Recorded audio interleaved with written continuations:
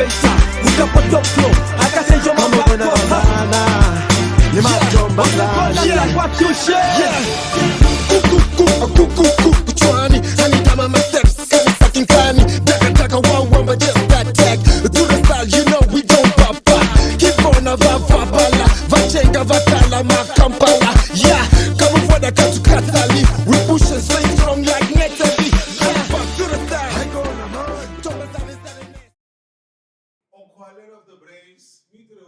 How are you? It's the NSK here, feeling all superstar on another Friday. You know how we do, all right?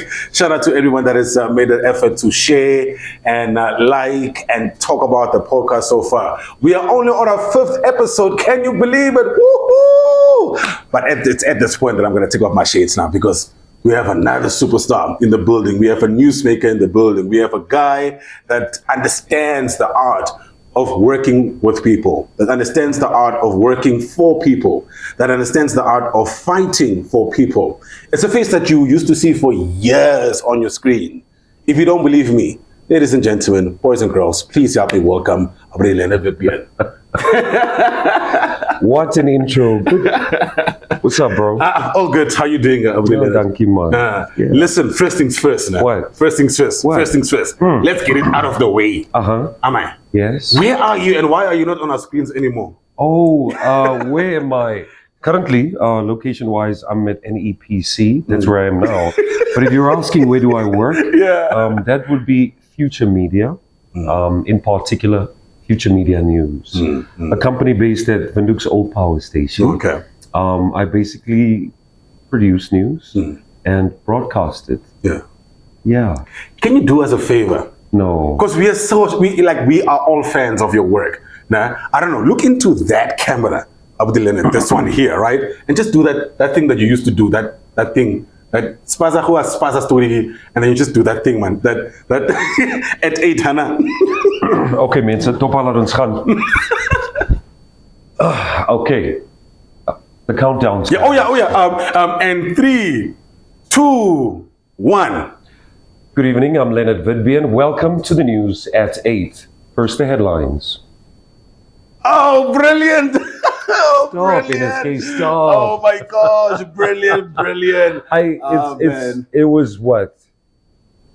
Trillions of years of doing that for 2 prominent television stations. How long were you at the national broadcast? How long did you do that? National broadcaster, 1st of May 2011 to the 1st of May 2019. That's about 8 years. That's about 8, yeah. But you were also at the other private broadcaster, wasn't it? Correct. Yeah. From the 6th of September 2007 to the 31st of March 2011. Is this something that you always had, like growing up? You always, because sometimes as kids, you sit in front of the mirror and then you pretend with a kamiki and then you come out do news or you come out sing and so on. Is that something that you used to do? Like, is it something that you envision for your life? Oh, wow. Because, I mean, 2006. 2007. My goodness. September. After auditions in August, precisely many years ago, this month. As a kid, the most vivid memory I have is grade 7, Kommersdal Primary School. Yeah. You know, at the curtains, there's the Karutura curtains. Not just any curtain, not blinds. Karutura curtains. There's this hoekiekies, so they must kind of look like these microphones, but a miniature version of that, a smallish version. Like a small one, a tiny one. Yeah. So I would put that on. Yeah, and I would like just have conversations. I think you've heard it a lot, the mirror thingy. Yes. I've done that. So that was, I think, the start. Before that, it was the linguistics. I could speak Oshidamara, I could speak Afrikaans, then I upgraded to English first language. Remember, I'm coming from a Damara school to a college school. Yeah. So, Engels gekom ro, my broer, dit het nie goed gegaan nie. So, we got first level English at a primary school already. So, we had influential teachers, man. Obviously, all teachers are influential. That when you look at them, you wish to speak like them. You'd like to enunciate words like they do. You'd like to express yourself like they do. So with all of these role models and a great foundation of the language of English, I already started at an early age to master the language, master the way it's spoken, master different longer words than my age peers. So this has been coming a long time. I just needed a broadcast medium to bring it out. So. You know, there are some pundits in the industry there are analysts that say that you were probably going to be one of very first news anchors that was going to be on, you know, the big stations in South Africa, SABC, Hooters, and whatever. And you were on the trajectory. Was that something that you envisioned for yourself, or was it net ons that saw it for you, or what? It's actually shocking to know, because age comes with wisdom, humbleness, and so much more. Because I did not see myself on the CNN platform, on the BBC platforms, on the SABC platforms as well. And if that were to be the case, which I really kind of wanted, but I didn't pursue, it would have been a Namibian export to the world. So it would have been a Witbeen, a Namibian Witbeen. It would have been a Namibian Damara. So before I am who I am, it would have been Namibia everywhere. Yeah, I did foresee it. I just didn't actively pursue it as such to gain that much exposure, because I am content with my country, I think. So I did foresee it, but I didn't pursue it. You didn't pursue it? Yeah. I mean, now that we're on the subject matter, Abdulani, fast forward now to your prime days with the national broadcaster, and then an incident occurs, right? An incident occurs where you were involved in a bit of I don't know, should I call it a sex tape, or should I call it a sex tape? I guess, you know. That would be a lame way to. A lamest way to put it, just for the benefit of our viewers. And then the national broadcaster, it became a public spat, if we have to call it that. What happened there? Well, the relationship, my learnings rather. Let me start with that. Despite what you give potential employers or employers, you are replaceable. So after the incident, I got let go, literally with just a few words, a casual meeting. We need to let you go. So it taught me the lesson of, despite my talent, my ability to do some things many people won't be able to do, commitment, confidence, punctuality, availability anytime, all of these things don't count in your favor when things like that hit the fan. You get me? So at the end of the day, I realized the hard way, you must keep moving, even if your favorite broadcaster lets you go, because they made me who I am today. I think that's one of the reasons why we're sitting here. It's because of their influence and sphere of influence, both in the Namibian context and the digital world. So that has taken me far in itself. For that, I'll be eternally thankful. But I think in life, things happen for a reason as well. So at a certain stage, you need to fall to get up. Because once you're at the lowest, there's only upwards. One way up. One way up. Did you feel you got a raw deal? It's raw deal, yes. Partially cooked, maybe. Medium to rare, maybe. But I should say, it's, how do you put it? Anyone can let you go anytime, if anything of that nature happens. You understand? Because of the industry. Firstly, Namibia is small. When it comes to social media, anything can reach anyone anytime. Public broadcasters have the jurisdiction to let anyone go that puts their name into disrepute, basically.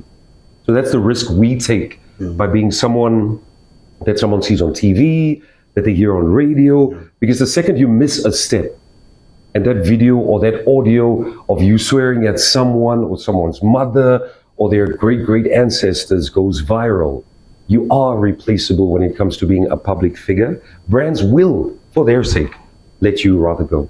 It's to save themselves. Is your account still active? Yes, my social media account, you mean to say? I mean, no. I mean, the account that got you in trouble in the first place. Wow. I firstly, I didn't put out any of the footage. Oh, so that you didn't put out any. I did not. Okay. So based on that, I cannot take the blame for having the public know what my private matters are. Yeah. So I would never take account for that. So, but if you talk about social media accounts and stuff, they are active, overly active. They remain, Leonard. That's what it is. At the end of the day, I got to learn. There's a guy you can break, but you cannot break like shatter to the extent where the glass pieces cannot be put together. Yeah. Further to that, I retain the same Leonard to the core of who I was and who I can be. Futuristically speaking, I can be whoever I want to be. Yeah. The past I cannot change. Yeah. I can't do much about it. So if it calls me, I don't think I'll be picking up that phone. We're about to surprise a lot of people right now with something that you do, apart from being a brilliant newscaster, and that is music. Oh, yeah, that. And that is music. We want to play one of your songs, but we want to give it to you to tell us which song we should play right now as we take a small break. What would be the bestest? Michael Pauls and Leonard. All You Need.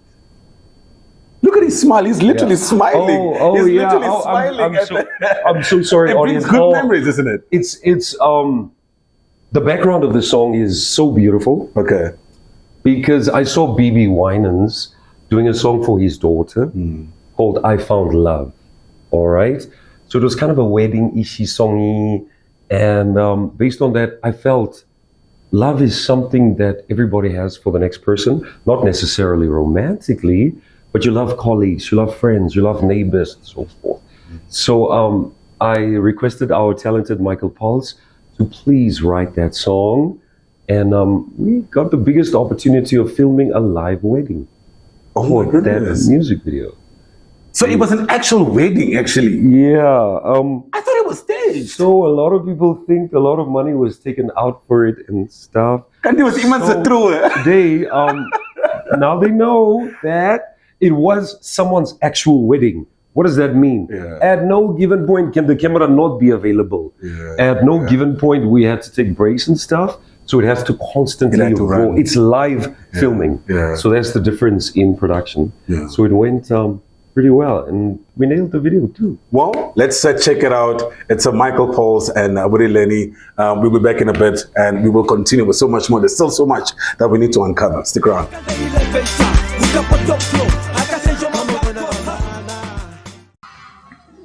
Actually, we've been together for 13 years. And we've been married for 9 years now. He's the last person that you see when you go to bed, and still is the first person that you see when you open your eyes. So something very special. He came just to buy the bubblegum, just to come see me. We got in the same cab, and basically that's how we met. If I have to do it again in the afterlife, I will marry her all over again. I couldn't imagine my life without him. I would not know. I don't even want to imagine how it would be like without him. I've been loving you from the first day of the first month of the first year. Since I laid my eyes on you, you're a dream come true, and this I promise you that I will cherish you.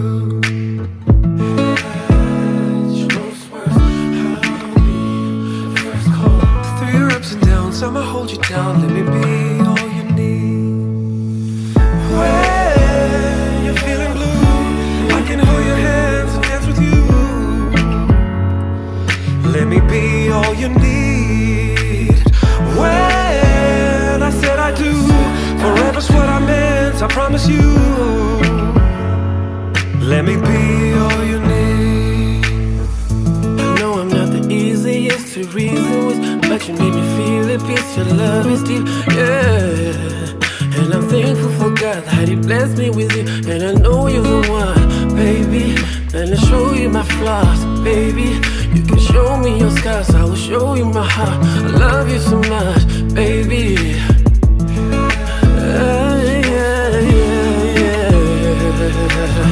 Through your ups and downs, I will hold you down. Let me be all you need. When you're feeling blue, I can hold your hands and dance with you. Yeah, let me be all you need. When I said I do, forever's what I meant. I promise you. Yeah, let me be all you need.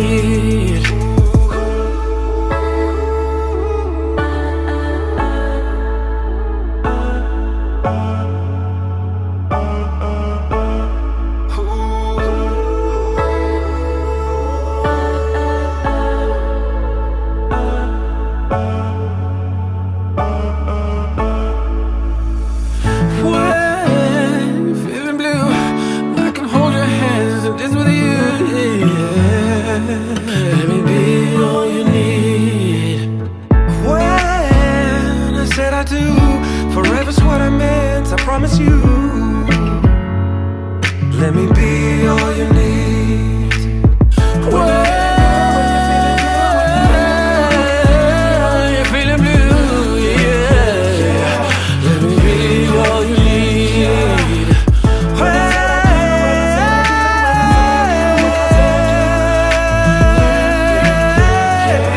Let me be all you need, yeah.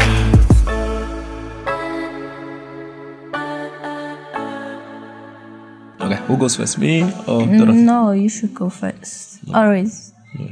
As I can pick up from you.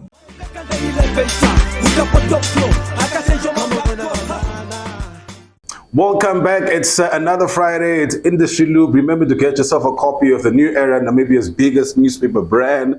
My name is NSK, and today we've got Leonard Witbeen in the studio, and we're talking everything about his life. Because listen, it is a man that has left a very public life, most of his adult life. You've seen him on TV. You've seen him. You hear him now on radio. I would call it a bit of a redemption part, even if you maybe analyze it from far. But before we get to the radio part, Leonard, let's talk about that big fight that you took on. That big fight. What fight? That huge fight where you decided you're going to put on Harry Simon gloves. And you said, Leicester, I'm going to fight for my community. Let's start with the Karatura Hall. Where was that birthed? You know what I mean? Because I know for a fact that you are from the area, but where did you decide, listen, I'm going to take on this fight and I'm going to fight for my community and I'm going to demonstrate that, listen, the community has power. People have power. Yeah. As someone that lived before independence, I know what it feels like to be oppressed. So through the apartheid area, we learned as black people, non-white people, such as the coloreds, the Indians, but in the Namibian context, non-white, that there were people that oppressed you to the extent where what you say doesn't matter, how many you guys are doesn't matter. We are more superior and you are not. So being born in Namalukasi was one of the reasons. For me as well, it was the public figure status that really helped push me to perform in that manner. There's several factors involved. So I was born in Namalukasi. I played close to the Karutura Community Hall. So when the city of Windhoek, the city itself, expanded, but the areas that were the core of the city are not being attended to, I think as a well-known person, it was kind of my duty to step up and do what I feel is or should be done. So that was it. That was the birth of it. Why is this not done was the question. If so many events are held there on a weekly basis, yes. If you know these people are the people that pay the bills also, so there's a lot of power in community. The word community basically also entails the word unity. So I just thought I should get up, speak up. Obviously, reputations were at stake. Those of the people I'm approaching, as well as mine. At that moment, for me, none of that made sense. So I did what I do best. I would approach you professionally. Yes. And we need to fight this out. So ultimately, the hall was renovated to a very unsatisfactory extent. To date, it has not been, yes, the stage of the hall is still something, if you would perhaps jump a little bit, that you would jump to your death for, literally. So it's literally still a health hazard. Yes. Stage. Also, to my observation, the outside of the hall was painted. Outside. Yeah. So that for the public would look like something was done. As an authority of the city, and the income you get should be able to compensate for more you can do, like the stage, like the lights. Bring it up to standard, man. Then we'll use it more. You can then get your income out of it. But it's a local authority. It's not supposed to look for profit. It's supposed to maintain infrastructure and services. So yeah, at the end of the day, we got the outside painted. Yay. So wait, so this thing is actually not even done. Actually, you are not satisfied. You and your a group obviously of community. You're not excited. No. So not better can verf. Yes. And keep the community quiet, make it look like it's... Yes, and I think by this stage, 3 years after COVID, that would obviously be the reason why it can no longer be maintained. Then you get the issues of the Windhoek residents not being able to pay their debts, will then also be attributed to we cannot do it now. However, roads are being maintained across the city, new homes are being built, new land is being serviced. So traffic signals are being replaced every other day. Yeah.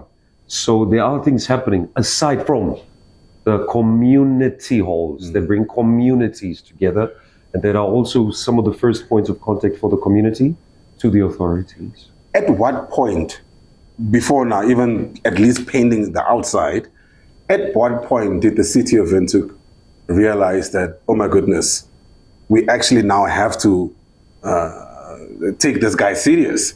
Because at first he was just maybe a little puppy barking up at a huge acacia tree, you know. But you know, but now here's this bulldog. Yes. That's really now on our ankles. At what point did you get that call or did you get that email to say, okay, here's the boardroom. What is the problem? I appreciate the question. I should let you know that there was no email sent to that effect to say, hi, Mr. Witbeen, on this date, we will replace the windows. On this date, we will do what? No. Nothing. The reactions were passive. I was never informed about it. Someone telephoned me and let me know. I just drove past the hall and it looks renovated. So they didn't even paint that hall with accordance with you guys monitoring it and okay. So they went and did it on their own. Yeah, it would obviously and not speak to the main guy who started the whole campaign. Let's start at the very top. Yeah. It is said that a member of the community has to ask or request you to do something that's under your mandate or under your responsibility. Let's start there. For someone to step up and do it, it's actually in your favor. If I were them, I would have held hands with this person.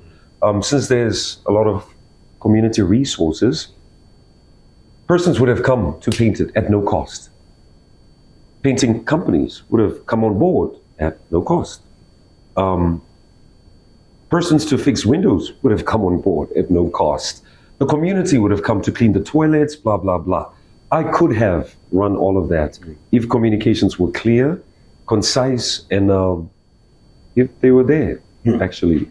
So yeah, it's sad, but it's true.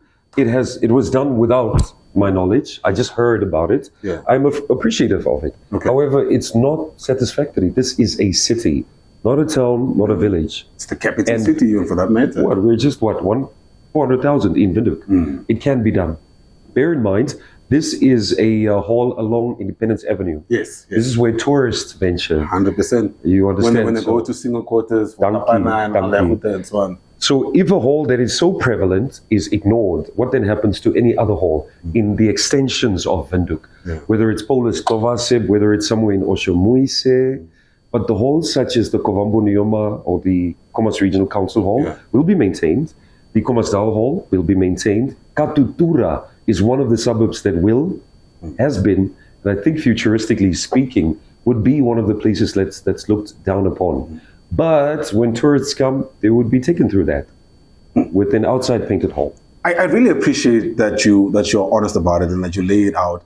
And perhaps also this will give you an opportunity to see to offenders to perhaps respond, get back to us, or maybe even sit in the same couch to tell us why this is not happening. But I really want to explore your friendship with Huro. You and Huro have this, man, I don't know what to call it, but it's funny. You can use any letters of the alphabet. Any letters of the alphabet because, they you know. say LGBTQ. Someone the other day said MTC. Another person said DSTV. I think I'll just say NEPC. NEPC at this point. All the letters. How far back does your friendship go with Huro? You know, it's I should probably sit here to say all that. Yeah. As much as Huro Milton is dark in complexion and I'm lighter, and it's not funny. Milton is, at the end of the day, I realized, and by hanging out, realized we're actually related. Oh, you guys are actually related? Yeah, so, yeah. You guys could call us the Zebra family. I mean, him being black and you white. being white. But hey, we are related. At a certain juncture, his relatives merged blood with my father. So paternally, we are related. Okay. I never thought there would be that many gay people in the family. Here we are, happy people. And you guys have this thing where really you stage shows all around the country. You know, you and Huro, you've been to Tsumeb, you've been to the south. You know what I mean? You've been to the coast, I believe, as well. We have, yes. Yeah. How has this been received by the public? I stepped on board because of my skills in marketing. So what I did for the OCEPS Road Tour, for OCEPS, was I did the marketing, the social media marketing for it. Michael Paul stepped in as the designer, as well as the director of the play, and basically the producer of everything.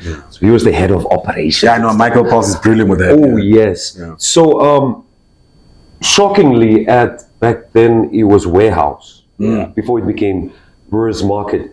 The first show was sold out. Now we're talking about 300 people in that small space.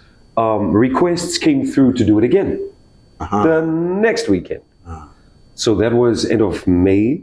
The next one was the next weekend, the 1st of June weekend.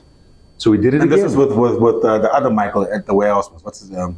Michael Otkarib? Yes. Yeah. Thank you. Yeah. So we did it again the next weekend, automatically putting OCEPS or Huro Milton as amongst the top entertainers in the country who sold out 2 shows consecutively. Back-to-back weekends. Yes. My goodness. It was crazy. The perception of the public was, because the character Milton created is entertaining. It's the type of character you'd love to see on social media, like on your down days and stuff. She's got a horrible Damara accent, so it kind of entertaining. Terrible makeup. I don't even know. Horrible sense of earrings, toilet paper around her neck and stuff. But how dare you do that to OCF? She's actually fabulous with her fashion, okay? Also, OCF does a brief. I'm not a fan of gender-based violence as well, so I take back what I said. But isn't Milton also... But okay, right. So Milton's creativity level is very, very high. Yeah. And in a Namibian context, it's then amongst the highest, alongside Courage the comedian, Lloyd, and so forth. Whereas Milton's is more LGBTQ oriented. Yeah. A friend of ours the other day said in a jokingly way, "You're the only transvestite in the country allowed to wear a dress." So we move on. As a gay person, to be accepted that well across cultures is phenomenal for a country as small as this. We're talking Kavangos, we're talking Caprivians, we're talking Avambo, Ovaherero, Oshidamara, Nama, perhaps even the Bushman people. I really don't know. Just for political correctness, Zambezi, we are on a national platform before I get in trouble. Right. Yes. Yeah.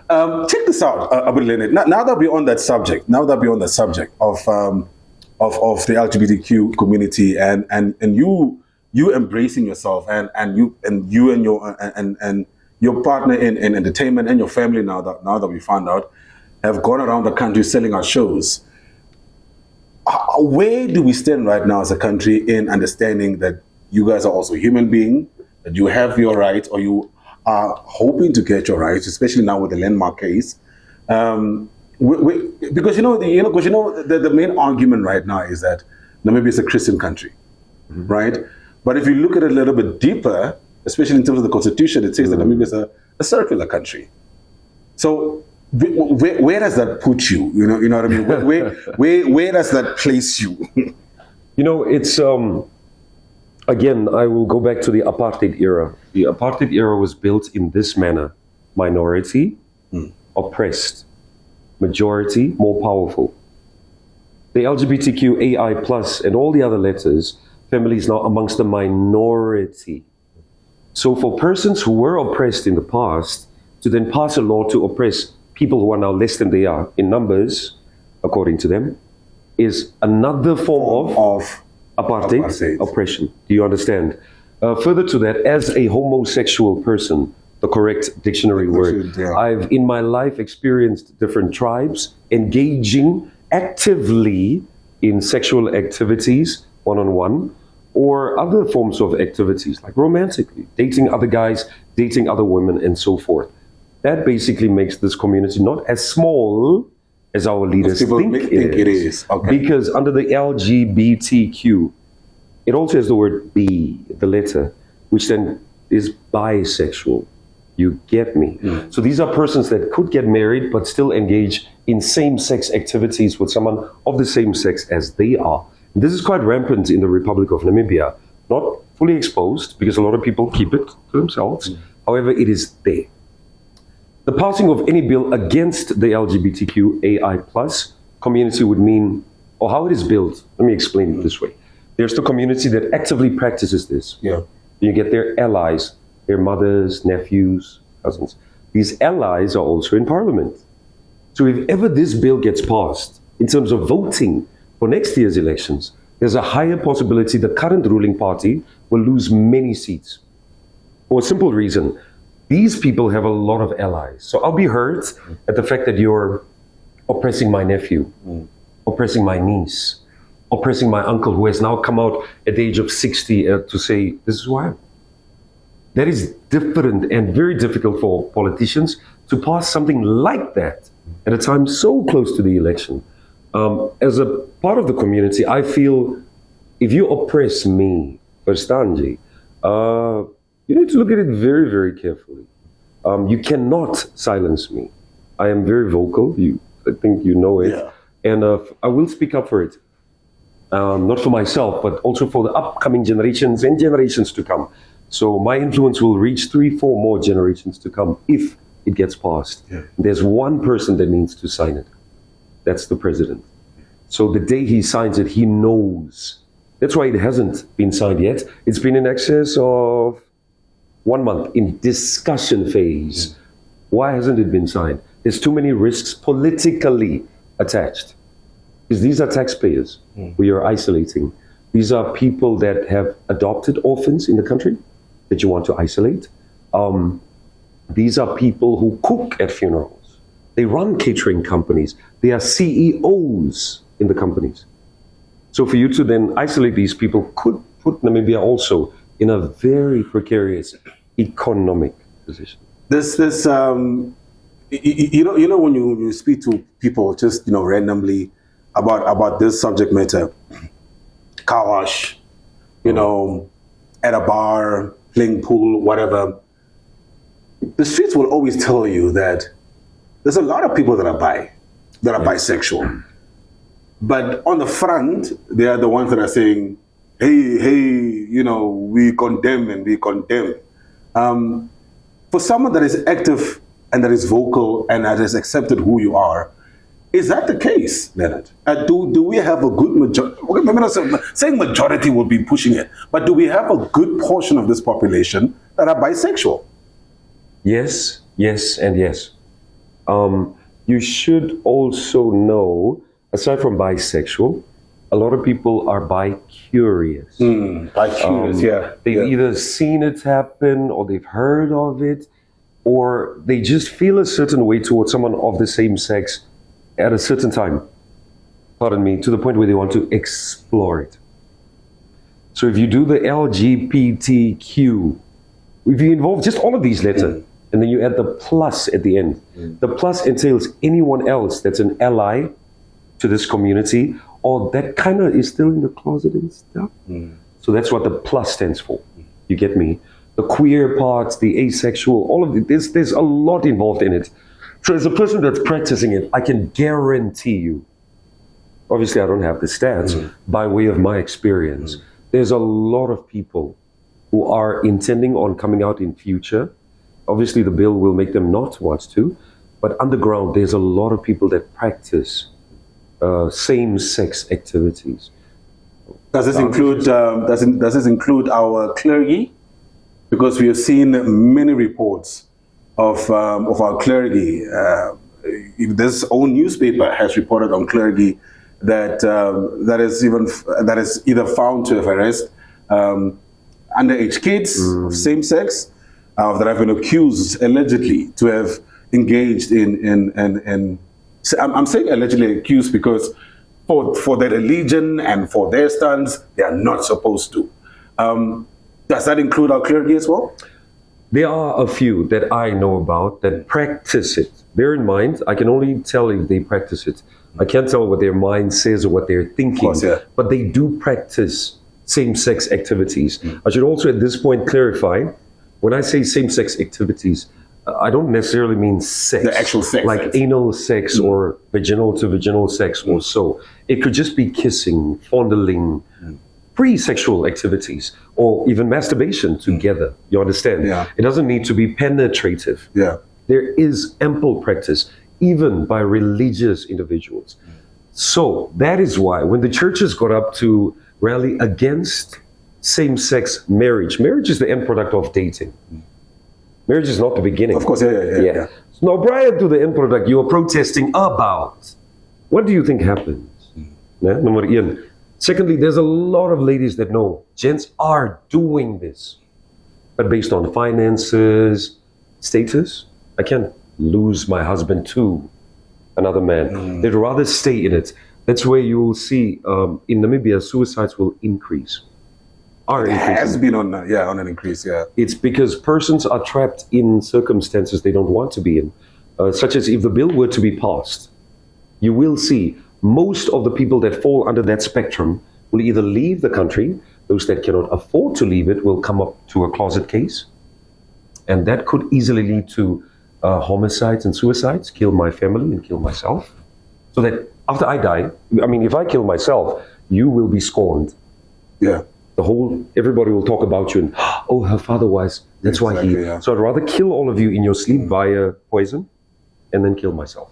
And so we've seen it's it. very, very dangerous for a country as small as this to still be losing people. I mean, look, Leonard, you really are painting a very serious picture here that many people are trapped, and it's a pity that we have created this atmosphere where people cannot embrace themselves in terms of who they are, which might be being LGBTQ plus. And all the other letters. But I have to ask you this. You being in front of the camera, you being a public person, you being at the private broadcaster to the national broadcast, and obviously doing also you having your 8 to 5, by the way, my goodness, yeah. At which point did you really embrace who you are? Was it when you were in front of the camera, when you were already full-blown professional TV presenter? Or was it when you were in your teens, people just knew, you embraced yourself? Or was it now to hold on until goodness, until you reach your adulthood? When did you have that breakthrough? They say, listen, this is who I am, I'm going to embrace it, and you will have to learn to live with it. Live with it. The embracing obviously started at an earlier stage, like in my early teens, if not younger. Yeah, way, way younger. Because as a child, you get to time you learn who you are. I really am now. So it started at a really, really, really early age. I think 7 or so. That's when I realized I'm actually attracted. Primary school already. Pre-primary, 6 weeks. Yeah, okay. That's when I realized I'm attracted to guys. But at that stage, I didn't realize it can also evolve to sexual. So as I grew up, I learned, obviously, in my teen phase, there's a feeling involved. So it's not only friendship. Oh, I see. So I evolved into who I really was from the start by getting to know who I am, like from the inside. Because everybody saw this cute little white kid with a German nose and stuff. Yeah, I have a German nose. So they were all, it was good to be that person someone sees. And they always envisaged him getting married.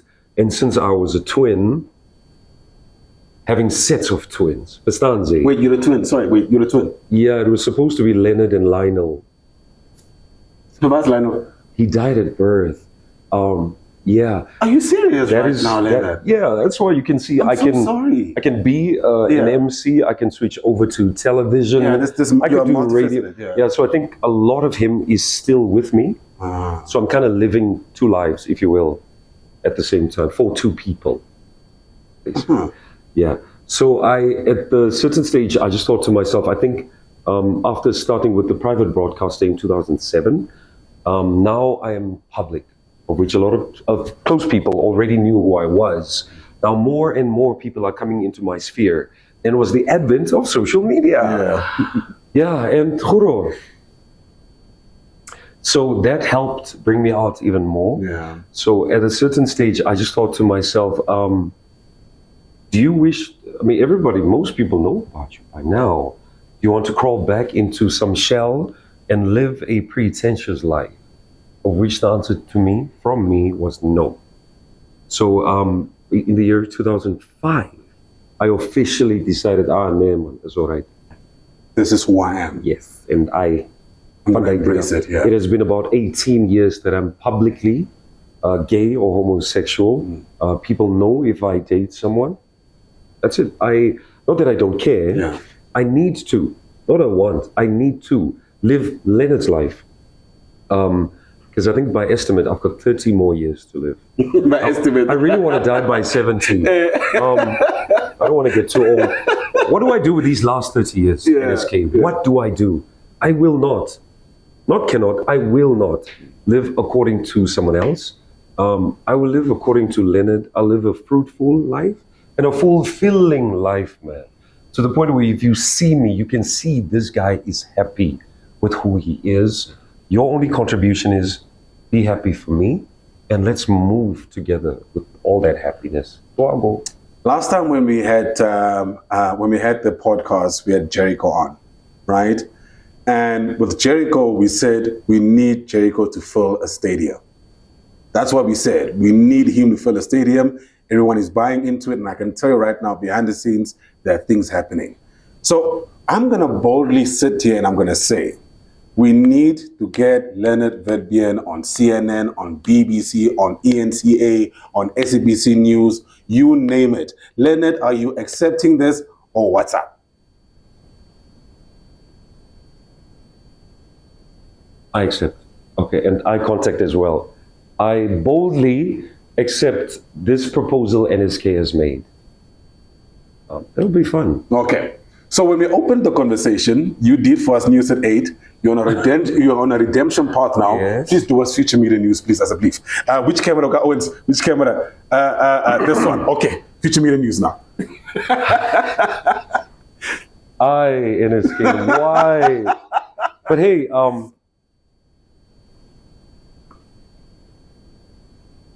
we ready? Should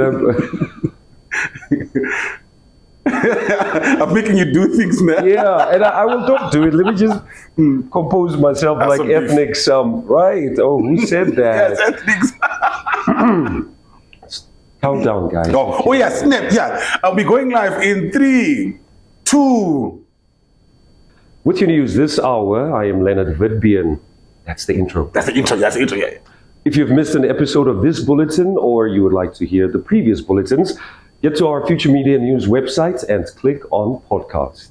Future Media News, independent, accurate, and on time. Oh Oh my goodness. How does this man not deserve CNN or BBC Or Sky Bon News Aqua? or Bon Aqua? Yeah, oh my. Ladies and gentlemen, boys and girls, fellow Namibians, this was another fruitful episode of Industry Loop. Make sure you get yourself a copy of the New Era. Yeah, man. I'm still taking in this conversation. It was beautiful. It was wholesome. Next time we will have another superstar. We will have another newsmaker to just to unpack and to own the truth. Until the next one, we say GMTM.